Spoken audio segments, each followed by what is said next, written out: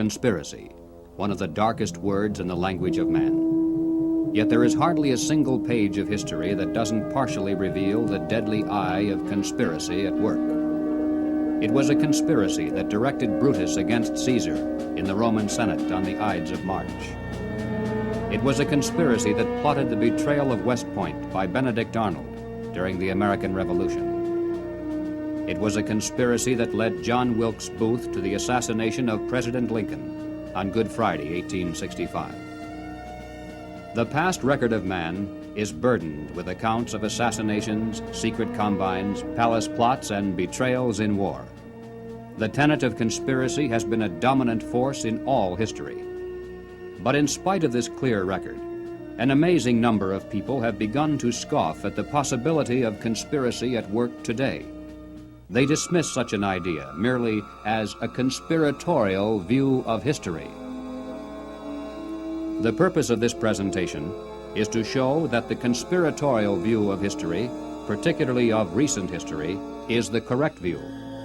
That there is a secret and powerful combine at work today, that it constitutes the unseen government of the United States, and that it properly can be identified as the capitalist conspiracy.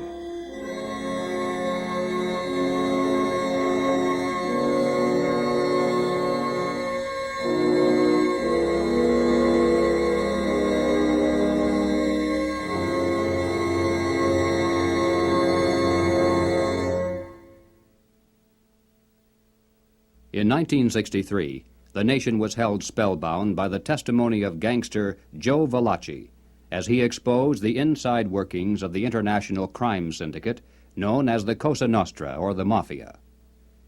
No matter how carefully criminal conspiracies are organized, eventually they're exposed because someone on the inside goes to the authorities and talks. The same is true with political conspiracies. For instance, over the years, there has been a steady stream of defectors from the communist apparatus, and through their testimony, we now have a clear idea of how that conspiracy is organized and operated. But one large piece of the puzzle always has been missing. It's a matter of record that some of the greatest help to world communism often has come from prominent and respectable leaders within the United States. Obviously, these men are not communists. As a matter of fact, most of them are extremely wealthy and are thought of as capitalists who supposedly would have the most to lose under socialism and communism. And yet the record is disturbingly consistent, and Americans repeatedly have asked why. Why have some of the richest people in the United States, both in and outside of government, aligned themselves with leftist policies that would appear to be the path to their own destruction? And if there is a conspiracy at work among these men, why hasn't someone on the inside exposed it?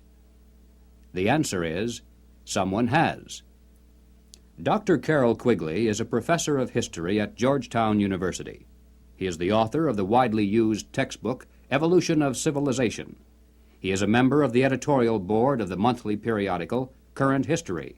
He has been a frequent lecturer and consultant for such groups as the Industrial College of the Armed Forces, the Brookings Institution, the U.S. Naval Weapons Laboratory, the Naval College, the Smithsonian Institute, and the State Department. Dr. Quigley also has been closely associated with many of the family dynasties of the super-rich. He is, by his own boast, an insider with a front-row view of the world's money power structure. When Dr. Quigley wrote this 1,300-page book of dry history entitled Tragedy and Hope, it was obvious that it would never be read by the masses. It was intended for the intellectual elite. And to such a select readership, Dr. Quigley cautiously exposed one of the best-kept secrets of all time. But he also made it quite clear that he was an extremely friendly apologist for this group, and that he fully supports their goals and purposes. On page 950, Dr. Quigley says, "I know of the operations of this network because I have studied it for 20 years and was permitted for 2 years in the early 1960s to examine its papers and secret records. I have no aversion to it or to most of its aims, and have for much of my life been close to it and to many of its instruments. In general, my chief difference of opinion is that it wishes to remain unknown." Dr. Quigley points out that during the past 200 years, while the peoples of the world gradually were winning their political freedom from monarchies, the major banking families of the world were nullifying the trend toward representative government by setting up new dynasties of political control, but behind the scenes, in the form of international financial combines. These banking dynasties had learned that all governments, whether they be monarchies or democracies, must borrow money in times of emergency, and that by providing such funds from their own private resources, with strings attached, of course, gradually they could bring both kings and democratic leaders under their control. Dr. Quigley believes that people should be more familiar with the identities of these clever banking dynasties. They include such names as Baring, Hambros, Lazard, Erlanger, Warburg, Schroeder, Seligman, the Spires, Mirabeau, Mallet, Fuld, and above all, Rothschild and Morgan. It should be noted that while the Rothschilds and other Jewish families cooperated together in these ventures, this was by no means a Jewish monopoly, as some have alleged. Men of finance of many nationalities and many religious and non-religious backgrounds collaborated together to create this superstructure of hidden power. Its essence was not race, nor religion, nor nationality. It was simply a passion for control over other human beings. Dr. Quigley identifies this group simply as the international bankers. These are not the same as the local commercial bankers with whom we deal in everyday life. International bankers deal not with the general public, but with the industrial giants of the world, with other financial institutions, and especially with governments. The key to their success has been to control and manipulate the money system of a nation, while letting it appear to be controlled by the government. The net effect is to create money out of nothing, lend it to the government, and then collect interest on it, a rather profitable transaction, to say the least. For example, in 1694, international banker William Patterson obtained the charter of the Bank of England, and the power over England's money system fell into private hands. In a boastful mood, Patterson said, "The bank hath benefit of interest on all moneys which it creates out of nothing." 230 years later, Reginald Mackina, British Chancellor of the Exchequer, said, "The banks can and do create money, and they who control the credit of the nation direct the policy of governments and hold in the hollow of their hands the destiny of the people." Turning to the United States, Dr. Quigley tells us, "The structure of financial controls created by the tycoons of big banking and big business in the period 1880 to 1933 was of extraordinary complexity, one business fief being built on another, both being allied with semi-independent associates, the whole rearing upward into two pinnacles of economic and financial power. One, centered in New York, was headed by J.P. Morgan and Company, and the other, in Ohio, was headed by the Rockefeller family. When these two cooperated, as they generally did, they could influence the economic life of the country to a large degree, and could almost control its political life, at least on the federal level. In the United States, it was inevitable that the international banking interests would attempt to establish the same kind of private monopoly over the money system that they had achieved in England, France, Germany, Italy, and Switzerland. The same formula would be used: make it look like a government operation, but keep the control in private hands. John D. Rockefeller had purchased the Chase Bank, and his brother William bought the National City Bank of New York. The Rockefeller Chase Bank was later merged with the Warburg's Manhattan Bank to form the Chase Manhattan, one of the most powerful financial combines in the world today. Acting in concert with the Morgan banking dynasty, they spent untold millions of dollars to promote legislation that would grant to them a private franchise over this nation's money system. To sell this scheme to the voters, the monopolists created the propaganda line that the proposed banking law somehow would work against the monopolies. Politicians took up the cry, "Banking reform," and "Down with Wall Street." And then, to make it look convincing, the financial tycoons publicly pretended to oppose the measure, all the while financing it behind the scenes. On December 22, 1913, the Federal Reserve Act finally was passed into law. Something known as the Federal Reserve System came into being, and with it, total control over the nation's money fell into private hands. The Federal Reserve System solely is responsible for creating money in the United States. The Treasury prints only what the Federal Reserve tells it to print. The far greater amount of checkbook money is also determined by this group. Yet it is not a government agency and is entirely beyond the reach of the American voter. Technically, the stock of the Federal Reserve System is held by 12 privately owned national banks that make up the system.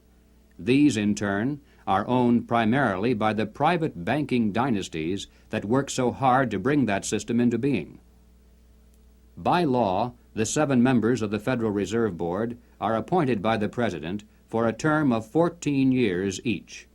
In spite of the incredible length of these appointments, nevertheless, they're supposed to create the illusion that the people, acting through their elected leaders, have some voice in the nation's monetary policies.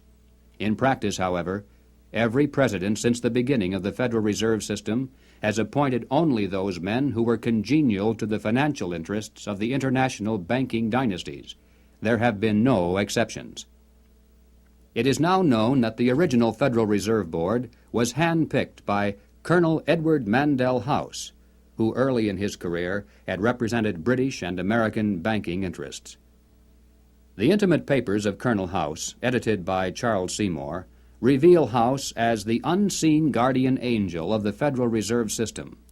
In the words of Mr. Seymour, "The Schiffs, the Warburgs, the Kahns, the Rockefellers, and the Morgans had faith in House." In 1912, Colonel House authored this book entitled Philip Drew, Administrator.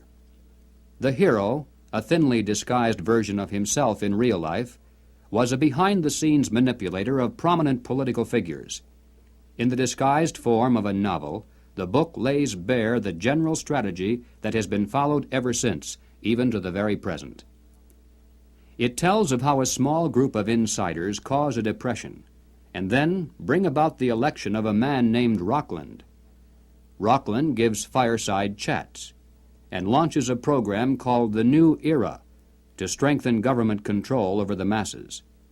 Eventually, the insiders who control the government weaken the country deliberately to the point of civil war, which provides them with the excuse for establishing a dictatorship under Philip Drew. Colonel House was the man who selected Woodrow Wilson as a presidential candidate, and later became his principal advisor. Wilson was totally dependent on House for all political decisions. He was his alter ego. The president himself had written, "Mr. House is my second personality. He is my independent self. His thoughts and mine are one. If I were in his place, I would do just as he suggested." When the federal government goes into debt, it borrows that money from the Federal Reserve System. The national debt presently is at the 400 billion mark.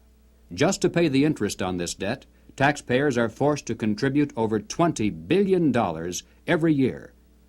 And remember, that is interest on money created out of nothing. At National Convention time, $20 billion can determine far more politics than all the shouting and placard-waving and brass bands combined. And one can only imagine the economic and political pressures that are brought to bear on a candidate seeking public office. Pressures and commitments to make sure that, if elected, the new president will make the correct appointments, not only to the Federal Reserve Board, but also to ambassadorial posts, government agencies, the cabinet, and even the Supreme Court. This is why, through the years, administrations change, party labels change, but major policies do not. In 1870, a wealthy British socialist by the name of John Ruskin was appointed as Professor of Fine Arts at Oxford University in London. He taught his students that the state must take control of the means of production and organize them for the good of the community as a whole. but he advocated placing control of the state into the hands of a single dictator. He said, "My continual aim has been to show the eternal superiority of some men to others, sometimes even of one man to all others." Dr. Quigley tells us, Ruskin spoke to the Oxford undergraduates as members of the privileged ruling class.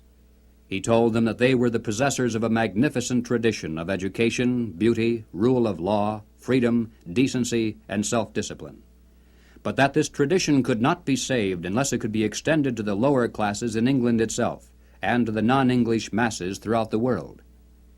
Ruskin's message had a sensational impact. His inaugural lecture was copied out in longhand by one undergraduate, Cecil Rhodes, who kept it with him for 30 years. Cecil Rhodes made one of the world's greatest fortunes. With help from international bankers, he was able to establish a virtual monopoly over all the diamonds that came from South Africa, and most of the gold as well. Throughout his entire life, Cecil Rhodes spent most of his vast income to promote the ruling class ideas of John Ruskin.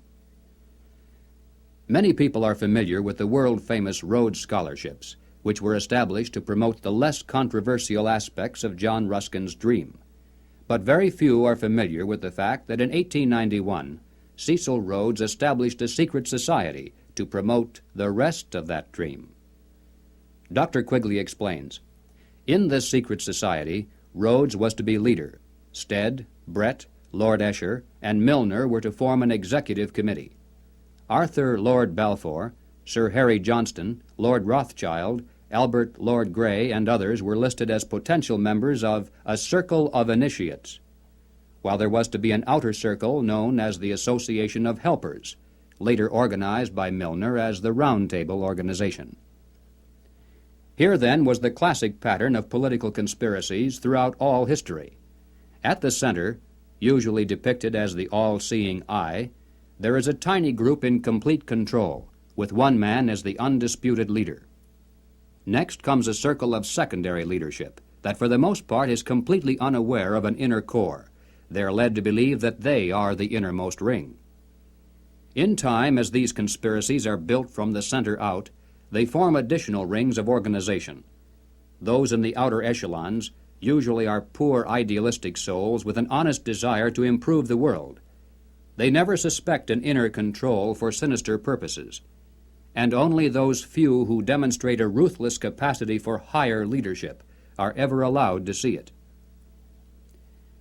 After the death of Cecil Rhodes, the inner core of his secret society fell to the hands of Lord Alfred Milner, Governor-General and High Commissioner of South Africa. As director of a number of public banks and corporate precursor of England's Midland Bank, he became one of the greatest political and financial powers in the world. Milner recruited into his secret society a group of young men, chiefly from Oxford and Toynbee Hall. And according to Quigley, through his influence, these men were able to win influential posts in government and international finance, and became the dominant influence in British imperial and foreign affairs up to 1939. Under Milner in South Africa, they were known as Milner's Kindergarten until 1910.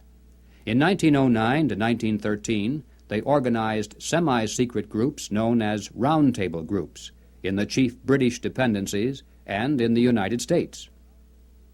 The Round Table group in the United States promptly created an external organization known as the CFR, the Council on Foreign Relations.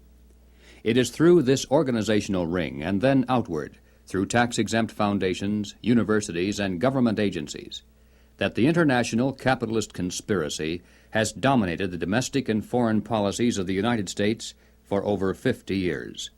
Unless there is any doubt as to who is behind the CFR, Dr. Quigley tells us bluntly, in New York it was known as the Council on Foreign Relations and was a front for J.P. Morgan and Company in association with the very small American Round Table Group. The CFR building is located on the west side of fashionable Park Avenue in New York. Although it definitely is not the center of the conspiracy, and although practically none of its members are aware of an inner control, nevertheless it is semi-secret in its operation. It shuns publicity, and members are sworn not to disclose to the public the proceedings of its conferences and briefings. It has a formal membership of 1,400 elite personalities. In Harper's Magazine of July 1958, there is an article entitled School for Statesmen, written by CFR member Joseph Kraft. Kraft revealed that one of the chief architects for the CFR was none other than Colonel Edward Mandell House. At the time of writing this article, Mr. Kraft boasted that the CFR membership even then included the President, the Secretary of State, the Chairman of the Atomic Energy Commission, the Director of the Central Intelligence Agency, the Board Chairman of 3 of the country's 5 largest industrial corporations, 2 of the 4 richest insurance companies, and 2 of the 3 biggest banks, plus the senior partners of 2 of the 3 leading Wall Street law firms, the publishers of the 2 biggest news magazines and of the country's most influential newspaper, and the presidents of the Big 3 in both universities and foundations, as well as a score of other college presidents, a scattering of top scientists and journalists. The CFR, from behind the scenes, has dominated this nation for decades. CFR members include top executives and journalists for the New York Times, the Washington Post, the Chicago Daily News, Harper's, Look, Time, Life, Newsweek, U.S. News and World Report, CBS, NBC, MGM. They include directors of the Ford Foundation, the Rockefeller Foundation, the Carnegie Endowment Fund. They include Presidents Hoover, Eisenhower, Johnson, and Nixon, Secretaries of State Stettinius, Atchison, Dulles, Herter, and Rusk, a fantastic percentage of the President's Cabinet, undersecretaries, the Federal Reserve Board, ambassadors to other countries, Supreme Court justices, and presidential advisers.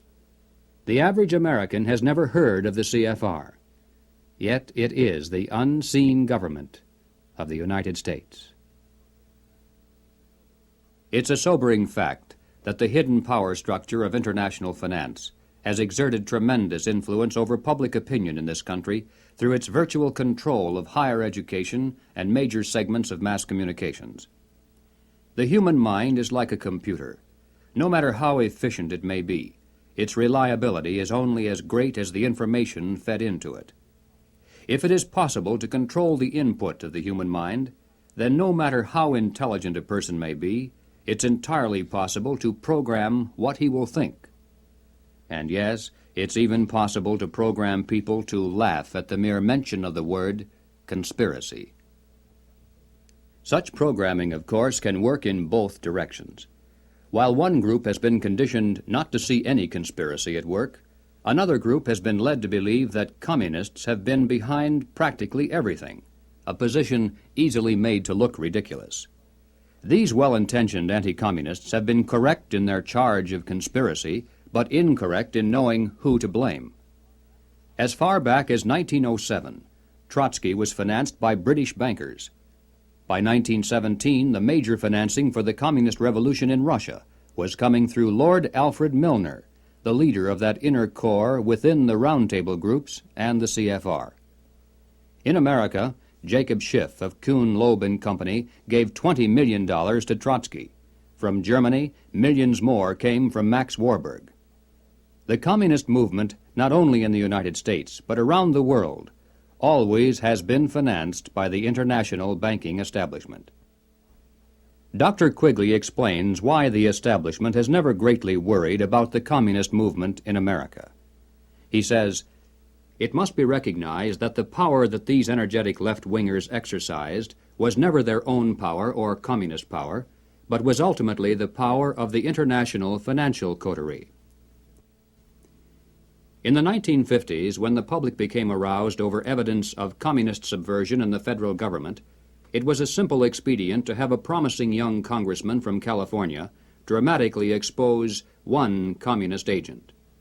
The establishment press gave it extensive coverage, the public was placated, and the obscure congressman became a national hero almost overnight.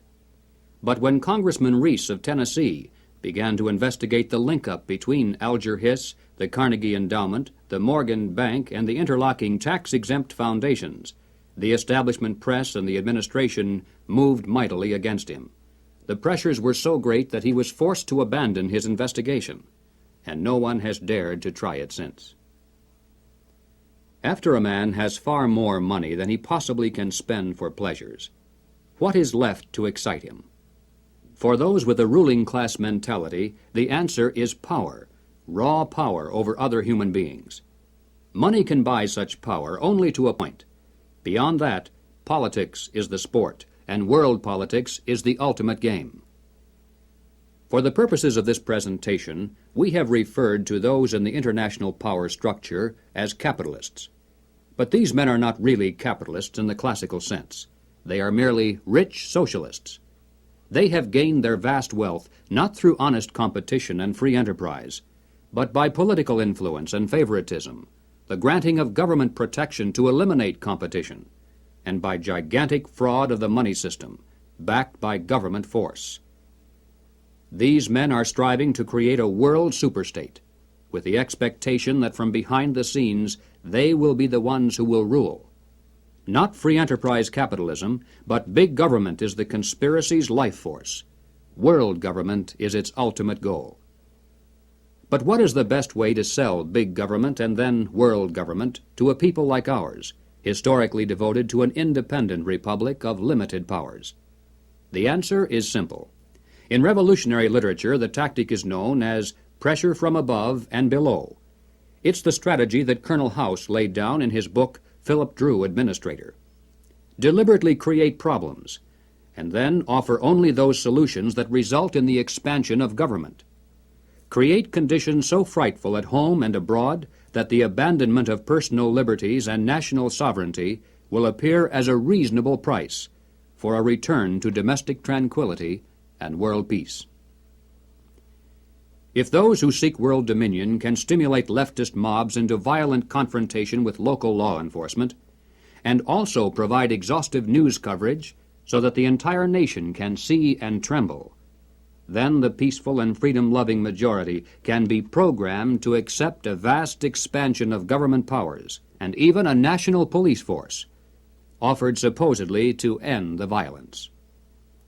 If those who seek world dominion can raise the specter of an enemy armed to the teeth with superior atomic weapons on the verge of launching a nuclear holocaust, and also offer world government as the prevention, then millions of Americans can be programmed to accept the loss of national sovereignty as our last best hope for peace.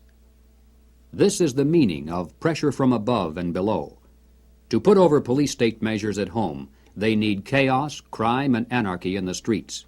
To sell the idea of world government, they need the constant threat of nuclear war. Or, as they say in revolutionary circles, the real action is in the reaction. In 1968, Random House Incorporated published this book by James Coonan, The Strawberry Statement, Notes of a College Revolutionary. Coonan carries the usual New Left credentials and is a classic example of the extent to which a highly intelligent mind can be programmed by the establishment into thinking that it is acting against the establishment. Coonan was one of the leading participants in the first student seizure of an American university, which occurred at Columbia in April of 1968. Initially, the movement was not large and easily could have been stopped by a simple police action. But as usual, the anti-establishment forces received their greatest help from the establishment itself. For several days, police were told not to interfere. Meanwhile, university officials groveled in the face of outrageous propaganda charges, and the media made national heroes of the rebelling students. MGM even made a movie out of Coonan's book. On page 130, Coonan wrote, "In the evening I went up to the U to check out a strategy meeting. A kid was giving a report on the SDS convention. He said that at the convention, men from Business International roundtables, the meeting sponsored by Business International for their client groups and heads of government, tried to buy up a few radicals. They offered to finance our demonstrations in Chicago. We were also offered ESSO, or Rockefeller money. They want us to make a lot of radical commotion so they can look more in the center as they move to the left." Jerry Kirk, while a student at the University of Chicago, was active in the SDS, the Du Bois Club, the Black Panthers, and the Communist Party. In 1969, Mr. Kirk broke from the party and the following year testified before the House and Senate Internal Security Committees. Here is what Mr. Kirk has told us. Young people have no conception of the conspiracy's strategy of pressure from above and pressure from below.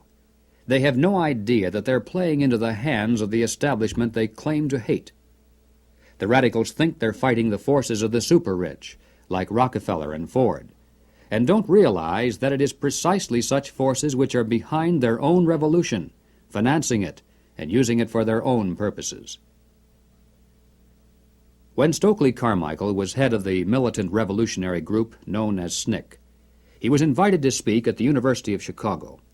Jerry Kirk, then still a Black Panther, was among those who attended, and here is how he described Carmichael's appearance.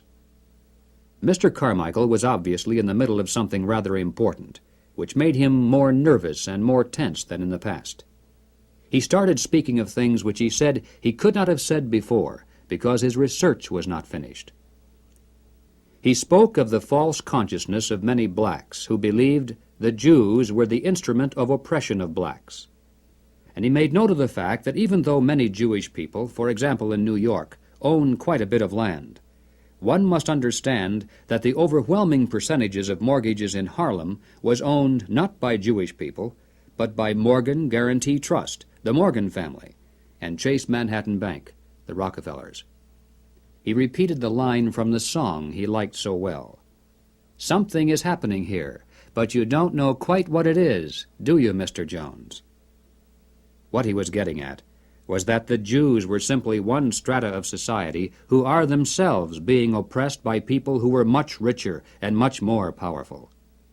In the agencies of this power, he cited banks, the chief among which were Morgan Guarantee Trust and Chase Manhattan, and the foundations connected with these monoliths. It was not long after this that Stokely Carmichael mysteriously was ousted from both SNCC and the Black Panthers. Apparently, he had learned too much. More and more young radicals are beginning to wake up to the fact that their entire lives have been carefully programmed by the very people who are their hate symbols. They're beginning to realize that their so-called anti-establishment outlook actually is the calculated product of the establishment press, the establishment communications media, the establishment entertainment industry, the establishment schools. Rich men's corporations publish and popularize revolutionary books and songs. Through advertising, rich men's businesses subsidize revolutionary magazines. Rich men's tax-exempt foundations pour millions of dollars into left-wing organizations. The federal establishment in Washington, through agencies like the OEO, provide weekly paychecks to thousands of hardcore revolutionaries. And so we return again to the basic question, why? Why does the establishment publicly condemn but privately support the anti-establishment movement? Former communist Jerry Kirk answers, "The idea is to create a situation where the people are so frightened of the violence all around them that they will throw their hands up in the air and demand, 'Federal government, do something.' And the only choice open will be martial law. The communists, black militants, and revolutionaries will never succeed in overthrowing the government of the United States. But unless they are stopped, they will scare the American people into accepting socialism from Washington and statist rule by the insiders of the establishment. This is what it is really all about." In Bavaria, the year 1786, acting on a tip from an informer, police raided the home of a prominent attorney named von Zwack. They seized documents and letters revealing that he was a high-ranking member of an extensive conspiracy called the Order of the Illuminati. Over the centuries, forms of the word Illuminati, meaning the enlightened ones, have been used by many secret sects and occult organizations. Most prominent among these were the Illuminados of Spain, the Guéronais of France, and the Roshania of Afghanistan. But these were concerned primarily with psychological and spiritual objectives, a proclaimed inner wisdom and mind mastery of the secrets of the universe. The conspiracy exposed in Bavaria was of an entirely different order. The Illuminati was founded on May 1st, 1776, by Adam Weishaupt, a professor at Ingolstadt University.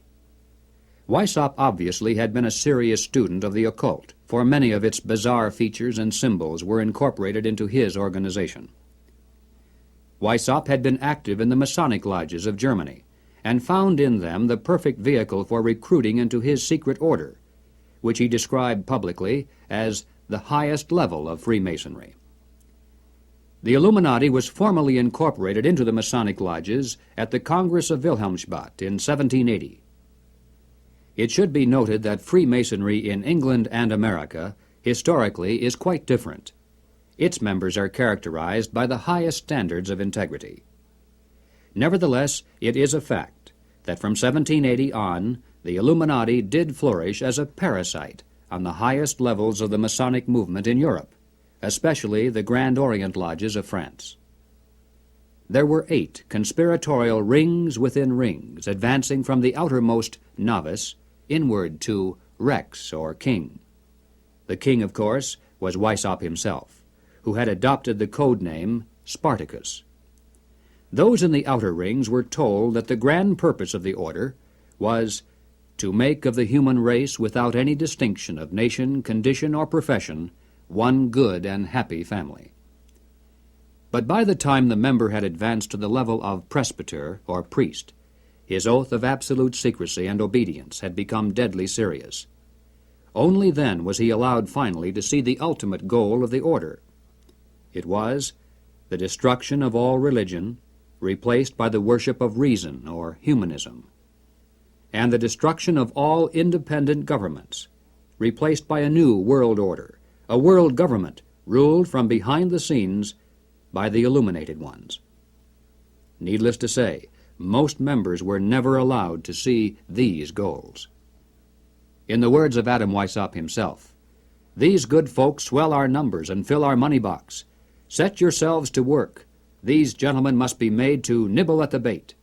But this sort of people must always be made to believe that the grade they have reached is the last." The public record of the Illuminati is quite thin, but it does show that before it was exposed briefly in 1786, it had already enjoyed immense success in attracting into its outer rings some of the most prominent men of Europe. Its roster included important names in both government and finance. It was the most important single force behind the French Revolution. Some years later, an obscure intellectual by the name of Karl Marx joined a conspiratorial circle called the League of the Just. Shortly afterward, this group reformed into still another organization called the Communist League, and in 1847 they commissioned Marx to write their policy statement for the public. It was called the Communist Manifesto. On the surface, the manifesto appealed to the workers of the world to arise against their capitalist exploiters. But it should be noted that the project was supervised by Friedrich Engels, a capitalist of substantial wealth. Marx himself was so unimportant that his name didn't even appear on the manifesto for the first 20 years after its publication.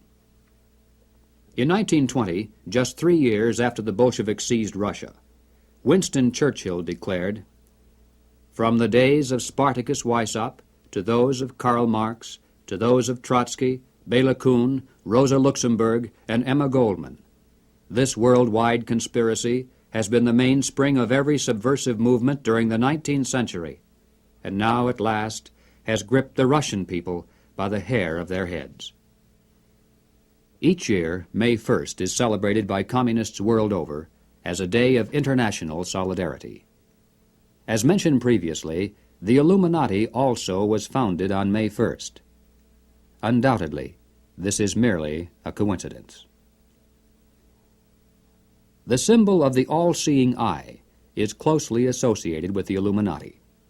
Like many other features of this conspiracy, apparently it was taken by Adam Weishaupt from the occult symbolism of ancient history. It appears today among the symbols of the Rosicrucians, the Freemasons, and many others around the world, including the Cao Dai in South Vietnam. Undoubtedly, it is merely a coincidence that the all-seeing eye now appears on the alternate side of the Great Seal of the federal government, and also on the $1 notes of the Federal Reserve System. At the bottom of the seal, in Roman numerals, there is the date 1776. This, of course, is the year of American independence. Undoubtedly, it is merely a coincidence that it is also the year of the founding of the Illuminati. But then, perhaps, none of this is merely a coincidence. Is it possible that both the communist and capitalist conspiracies have yet one more inner circle within the circle that is common to them both? Is it possible that both movements, unbeknownst to most of the people in them, are merely contemporary counterparts of a much older conspiracy? There is much evidence, far more than presented here, to indicate that this is the case, but frankly, we don't know. Until someone on the inside of such a master conspiracy decides to reveal its existence today, we simply have no way of finding out. But we do know that it is not impossible, and certainly not absurd. What then is our response? Fortunately, it's not necessary that we resolve the historical question of the conspiracy's origin. Regardless of whether there is one controlling group, or two cooperating, or three competing, or four, or 10, in practical terms of what can be done about it, our response must be the same. Conspiracy, as it operates at the highest level in the United States today, rests upon two solid foundations and enjoys the protection of shelter. If we could knock out its foundations, it would collapse, and if we could strip away its shelter, it would wither and die. The shelter is secrecy. The foundations are big government and manipulation of money. No conspiracy can stand the light of exposure. No conspiracy can rule the masses without the tool of an extensive government bureaucracy. And certainly no capitalist conspiracy can long survive without control over the nation's money. Expose the conspiracy. Reduce the size of government. Return our money to a standard that cannot be manipulated. This must be our response. In the limited time available, we have attempted to demonstrate that the conspiratorial view of history, particularly of recent history, is the correct view. Let us summarize now 7 major conclusions. 1. There is and has been for some time a conspiracy among some of the richest people in the world, a conspiracy that virtually owns the money systems of the major non-communist nations. This monopoly is protected by the power of the respective governments, and is used to perpetuate the conspiracy's vast wealth by the creation of money out of nothing. 2. In the United States, this monetary fraud is perpetuated through the Federal Reserve System. Although the executive branch theoretically has some control over this system through occasional appointments, in reality it is the system and those behind it who control the executive branch. 3. The capitalist conspiracy in this country surfaces to public view in the form of the semi-secret Council on Foreign Relations. Its members exercise their control over the nation through government, tax-exempt foundations, centers of education, and the mass communications media. 4. On the surface, the capitalist conspiracy appears to oppose communism. It spends billions of dollars in spectacular military displays of anti-communism all around the world, but never to the extent of seriously harming the enemy, and certainly not to the extent of defeating him. Meanwhile, behind the scenes, the conspiracy always has nourished and aided communism both at home and abroad. It does this not because it is pro-communist, but because it needs the appearance of a formidable foe and the chaos byproduct of a managed conflict to advance its own goal of totalitarian world government. 5. There is much evidence indicating that the capitalist and communist conspiracies both are directed by a single master conspiracy which may have continuity with the order of the Illuminati, which was founded 200 years ago. But this historical question is not nearly as important as the immediate question of what can be done about it today. 6. As for our response, we must begin to dismantle the conspiracy's machine of big government. We must restore American independence. We must return our schools to local control. We must protect our police forces from federal aid, which is the certain path to a national police force controlled from Washington. We must denounce revenue sharing as a transparent device leading to control over local government.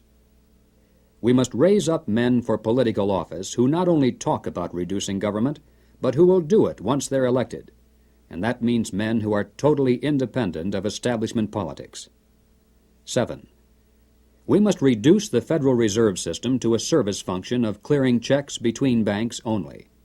Merely turning the system as it stands over to the federal government, as some have suggested, will not solve the problem. The same people would control it either way.